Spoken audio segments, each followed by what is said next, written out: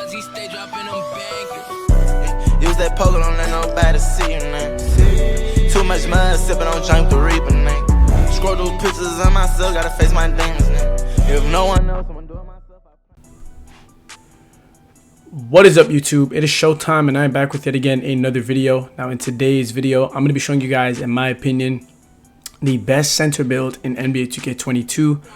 This is the best build in my opinion for threes, park, stage, comp stage, all that good stuff. Not necessarily for rec, because I know in rec it's more bigger, taller centers dominating. But if you want like a good build for the park, the threes, the stage, this is what I would be using. This is what I currently do use, and I think that any of you stage players out there who enjoy playing stage or competitive threes or just threes in general, this is your go-to build. This is the #1 rated build in my opinion right now.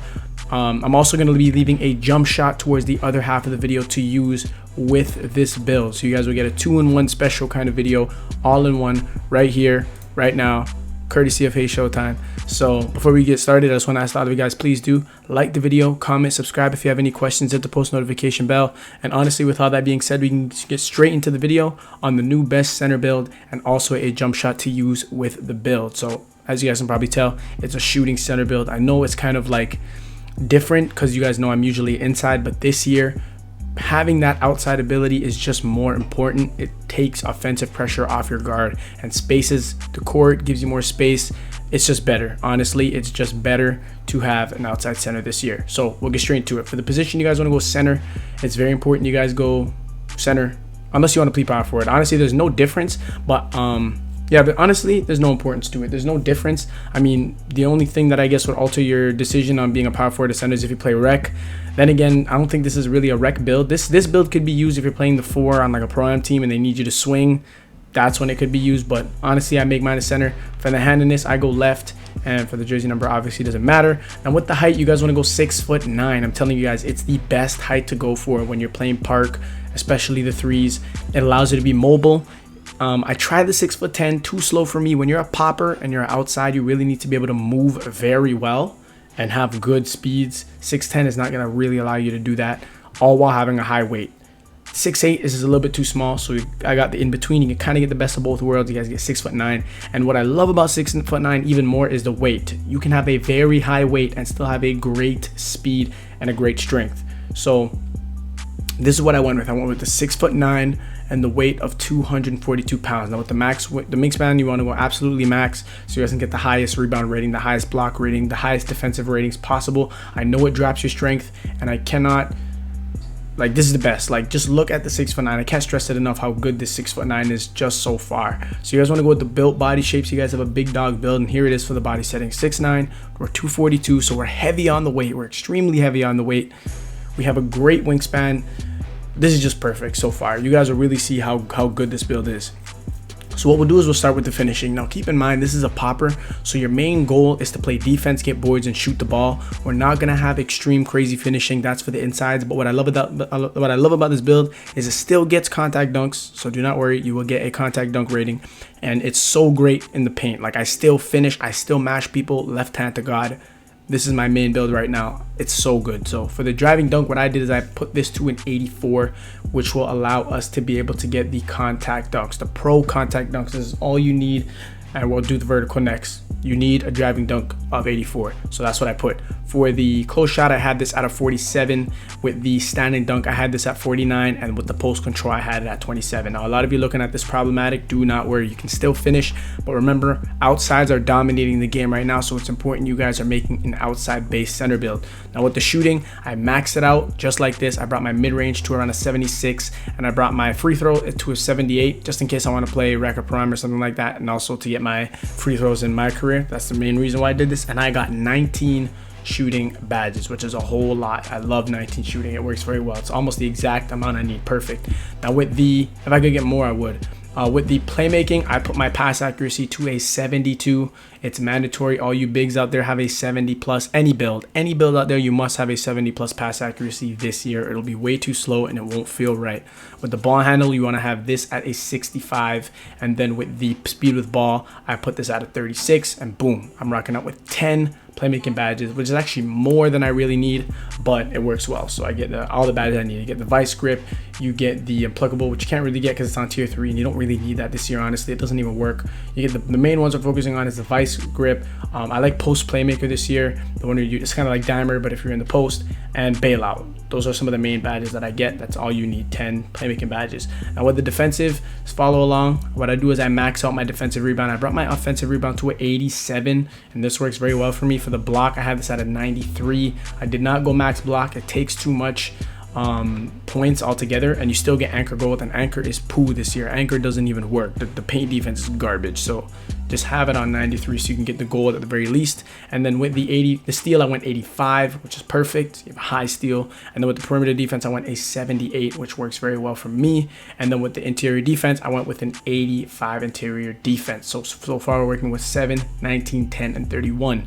Now with the speed and the acceleration, you want to max this out. I brought my strength to an 85. This is probably my favorite part about the build, the physicals. We get an 85 vertical and an 85 strength, and then I maxed out my stamina, and this is how I got the build. Now, what you guys need to understand is when you get gym rat, that's really an 89 strength and an 89 vertical, which is ridiculous for a popper. And what I'm going to do is I'm going to save some points. I've seen people do this. You only really need a 90 stamina, but what you can do is put it to an 86 stamina, and when you get gym rat, it'll become a 90 because you get a +4 on all your physicals. So you can do this. There's some ways to save badge points that I'm going to quickly show you guys. So go ahead and put this stamina to 86. Another way you can save some points here is, honestly, if you don't play rec or pro-am, put this down.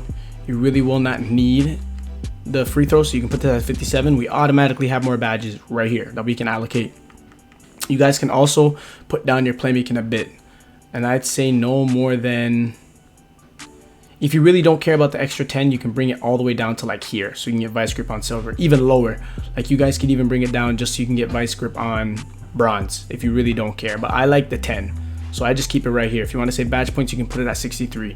This is how we can kind of make the build just a little bit better. So now we have a lot of extra badge points, and I'm going to kind of go and show you guys where you guys should put them. So I'm cool with the strength and the vertical. If you can boost them up 1, you can do that, and then when you get +4, they become a 90 strength and a 90 vertical. You can do that. You guys can put up your defensive rebound by 2 more, which I don't think is worth it. It's only 2 more. Where I know a lot of you guys would probably focus the rest of your badge point is your finishing, because more people want more finishing.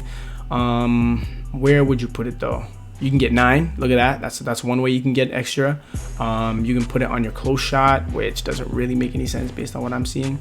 So let me bring this back to a 76. You can put it on your standing dunk. That works too, to kind of get it to an 8. But based on what I'm seeing, I'll probably put, if I had a choice, probably your driving layup, because you get the 9. You can get 9. So 9 is nice. You can do that, and then with the rest of your badge ticks, you can put it on. You can get even a higher pass accuracy. You can get more playmaking if you really wanted to. Sorry, no, let me put this too far down. Get to 10. Yeah, I'd do it honestly a little bit like this. Take away the stamina, leave it at 86, and then you can put up your strength by 1. Like, there's not much you can do. Ooh, that's a little difference right there. Yeah, boom. So honestly, with the rest of the points, you can do it where you want. I'd probably just put it in finishing. I wanted the 10 right there, but honestly, you can't get it, so just put it anywhere. And this is the build. This is the best way you can make it: 9, 19, 10, and 31, especially if you're a park player and you don't need the free throw for a rec or whatever it is. I personally put free throw on mine, but honestly I shouldn't have. So this is the best way to make it. This is how we're gonna do it. For the primary takeover, I would go, personally, I'd go double like defensive. I wouldn't even bother with the spotted precision and all this stuff. You can really be chicken without it. What I would do is I'd go double glass. I'd go box out wall first, then I'd probably put see the future or a rim protector, because paint defense is horrible. So you guys can do like delivers a severe penalty every contested shot taken in the paint. You can do like this. So this is probably what I do. I make it a catfish build, so you're kind of hiding the fact that you can shoot, which is going to make it harder for people to defend you, because they're not going to really know you can shoot until they obviously see your name, which is the 2-way stretch glass cleaner. So it's kind of like a catfish build. Here it is. This is the build, the 2-way stretch glass cleaner. This is by far the best in my opinion. You're like an inside out. I know you're not super dominant on the inside, but you can definitely finish. Like, this is my favorite build in the game right now, and I use it every day, and it works very well for me. So as you guys can see, I'm literally on the exact build that I just showed you guys. There's no cap. This is literally the same build I use. I'm going to show you guys the badge setup that I use. Oh, sorry, not the badge setup, the jump shot that I use. So you guys want to come to the jump shot creator. And what I did was I went for the base, a really nice base that everybody's using, and it's pretty uncontestable. I like it for big man. Is the, where is it? HIJK, there it is. Kyle Kuzma. This base is really nice. It's a little weird because you kind of jump back and you're kind of like you're fading a bit, but it's uncontestable. Like, it's actually really nice. I like it. And for the upper, I don't do all the crazy extra stuff. I use the basics that I've been using every year. Rudy Gay for the upper release 1, and for the upper release 2, Rudy Gay again. Like, Rudy Gay is just a simple chicken basic jump shot that I've been using like forever, since the beginning of time, like literally. And I put the release speed on the fastest, and then for the animation blending, what I like to do is leave it on 50. You don't have to put it anywhere because both Rudy Gay, and this is the jump shot. So this is the jump shot I use. It's Kyle, once again, Kyle Kuzma, Rudy Gay. It's chicken for me, works for me very well. I left some clips in the beginning of the video, hopefully, of me using it.